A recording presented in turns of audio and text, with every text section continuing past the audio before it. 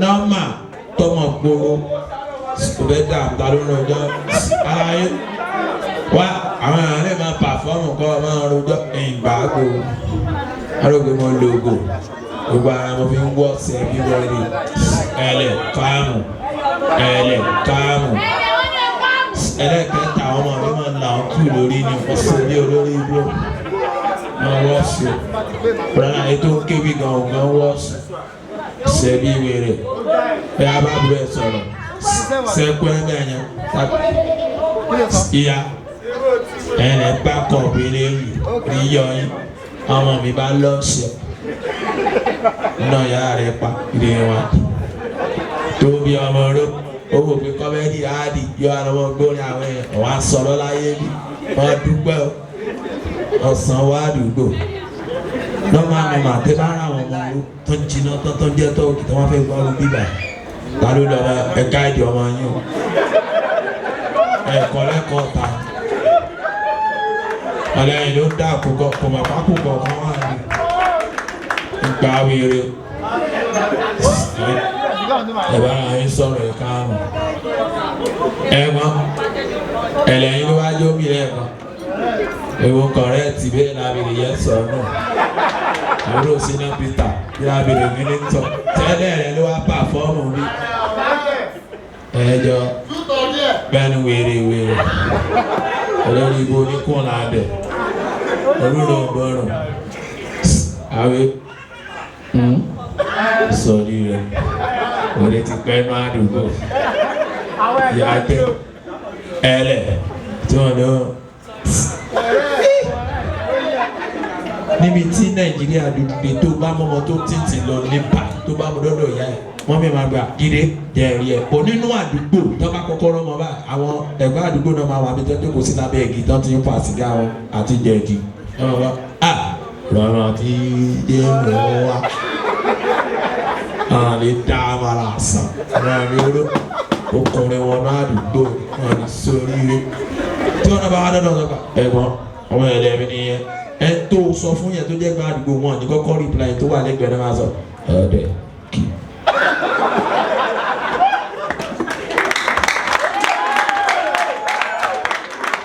ọmọ àbí ọmọ oró o lè má máa fa anything o lè má máa fa sìgá bọ̀ wọ́n náà gbọ́dọ̀ kọ́ ọ̀pù ó jókòó tí wọn àwọn ọ̀rọ̀ tó máa bẹ́ẹ̀ sọ pẹ̀lú kéèsì tó máa wọlé lórí ìjókòó tó wà girlfriend ní máa tẹ̀lé ra dáadáa wọn á ní ìdá torí kéèsì kan máa wá lójú girlfriend lọ́dún tó gbà ìlú àmì náà wà wọn àkókò ní ṣe yín bẹ́ẹ̀ náà bébí ẹ̀ máa wá tẹ̀lé bébí ìjà máa lọ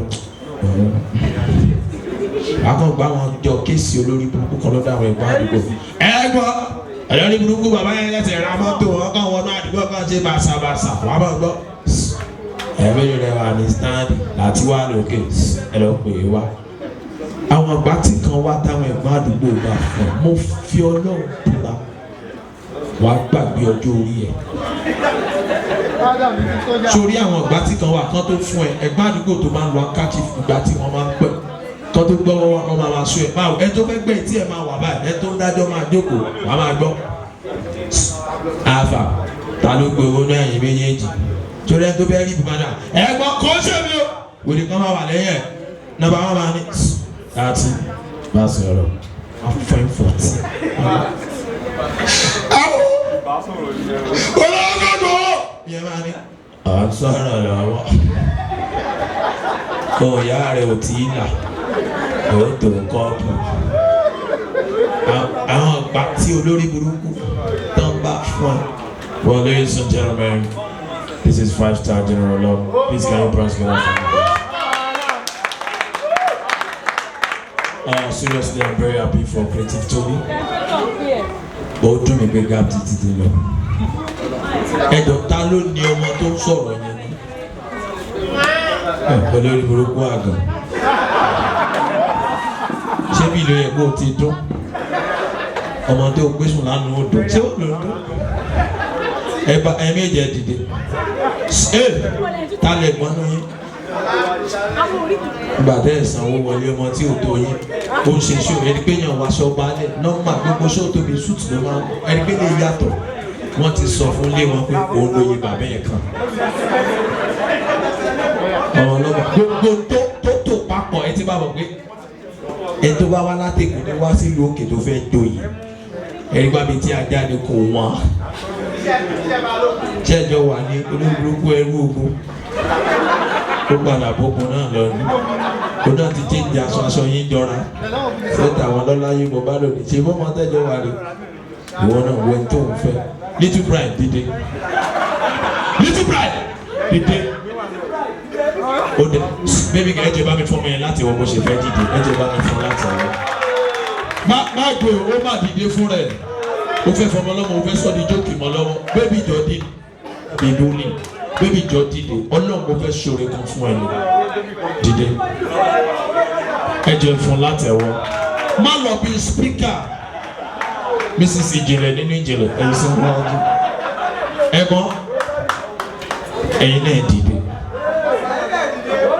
bébí máàkì mo understand ẹ̀rín ẹ̀jọ̀ ẹ̀kọ́ ẹ̀gbọ́n ẹ̀yin náà dìde ẹ̀jẹ̀ àjọ wu àwọn méjèèjì ẹ̀náwó sí wọn gbogbo ẹni tó máa jẹ oúnjẹ ọmọ gbogbo ẹni tí ò ní fojú sunkún ẹ̀náwó sáwọn ìdílé tuntun ẹ má pè Jésù sọ̀rọ̀ wọn bébí má stop má sunkún ó yé wa àwọn abiyamọ ti náwó ṣe ẹ̀gbọ́n ẹgbẹ́ àgbélé ẹkọ lóṣì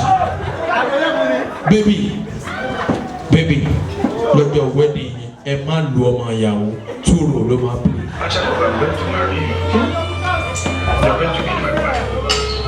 Please. All right, thank you. Ẹ̀rín ìdẹ̀bà ṣe tán àǹtí ẹ má lọ commit suicide na joko ṣé you get bro ẹ̀dẹ̀ má fi sílẹ̀ ṣé wọn kò ń lo ń rìn lọ́wọ́ ò léyìn. Olórí ẹ sílẹ̀. All right, ladies and gentlemen, let me do this one and welcome Dr. Bengu is my friend. Ẹ̀tẹ̀ kọ́kọ́rọ́ yẹn. Bẹ́ẹ̀ni olórí gbogbo ṣe nǹkan ayọ̀ orí náà. Yeah, God bless you, man. Àwọn àyà yín lé. Kìíní. Ọjọ́ ara wọn. Ṣé wọn tó bá bọ́ níjù? Tó bá dúkù tó mọ̀ ló bá rí ẹ wọ́n fẹ́ wo ọwọ́ rẹ̀ wọ́n bọ́ wá lórí ikú rẹ̀ ní ìjà tó mọ̀ ló bá rí ẹ tó bá kọ̀ fáwọn ọmọ ẹ bá yẹ máa wọ̀ rí. tó fẹ́ lásìkò àti gbà kó fẹ́ ṣòfò. sọ́ọ́ni máa ní orúkọ ọlọ́run ni mo ní mú sẹ́lẹ̀mí. àwọn àmì máa wọ̀ rí. Ẹ fún jẹ́ẹ̀dì sọ́wọ́nsá ẹ̀yà rí mi jíjà rẹ̀ bá ṣe tán.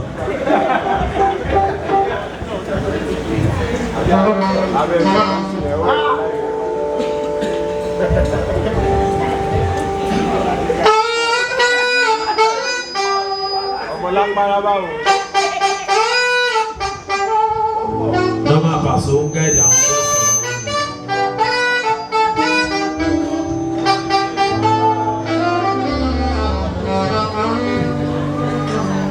Adúgbò ẹ̀fọ́ ọlọ́run ọba kì í bọ́. Àṣẹ ìtọ́jú ọlọ́run tó ní ilé ayé jẹ́rẹ́.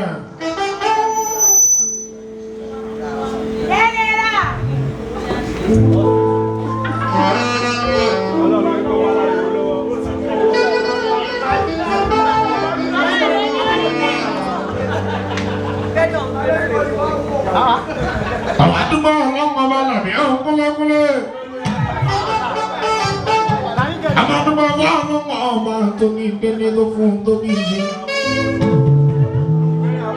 Ladies and gentlemen, please let everyone stand up for General OLAK. Let's celebrate Dr. Bengu. I love you guys. See you next time. Ladies and gentlemen, it's my pleasure to be here tonight. My name is Dr. Bengu, and I promise you that tonight is it's going to be short. We still have some other comedians coming up, but before now,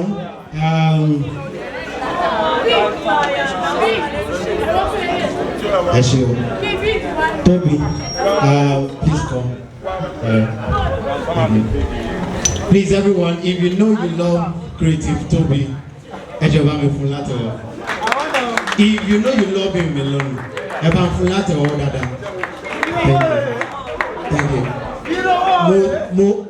mo ṣe kankan fún Toby mo kó 2020 naira wá rárá mo màmá ni tó bá wá sọ wá lé Òṣogbo tán bá na lówó àwọn 200 500 kì í pẹ́ kà tán Toby iṣẹ́ wa lówó alẹ́ mi náà fẹ́ lò ó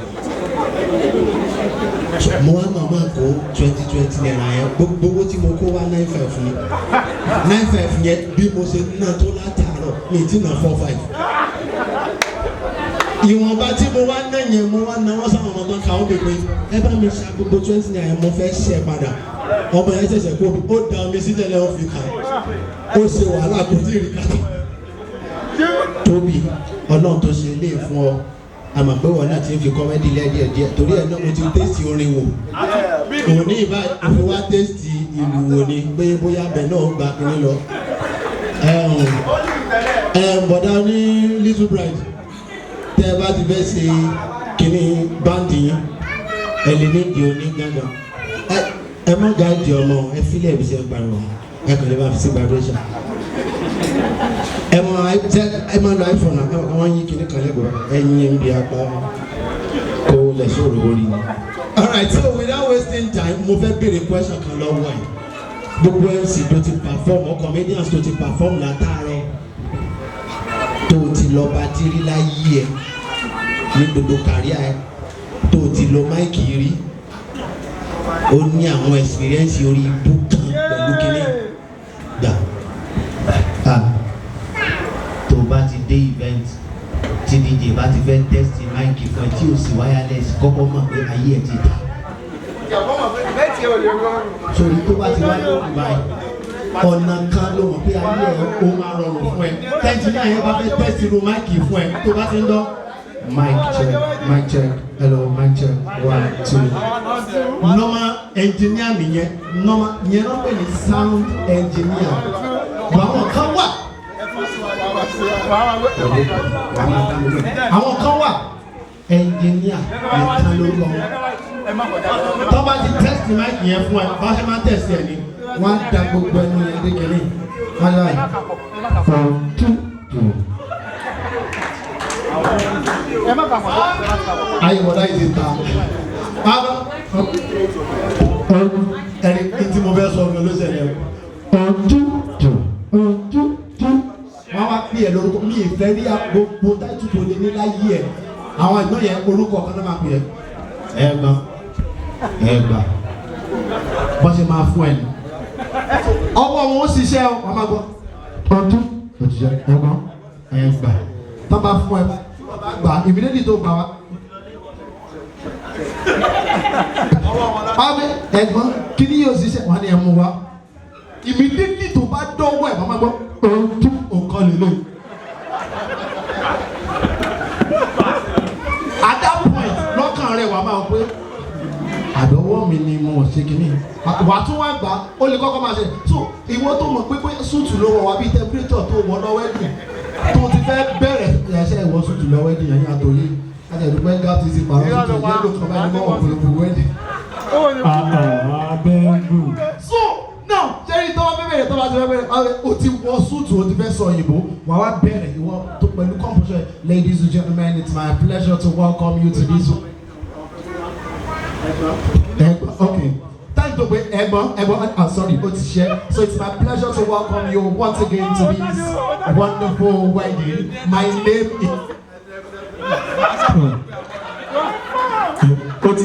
engineer. Dúró. Sorry, time tó kú yẹn níbi tí mò ń bọ̀ lélẹ̀ o. Wọ́n wá ní ẹ̀gbẹ́ mú wa. Sorry tó bá gbà ìgá Kọ́lá Gọ́ṣe.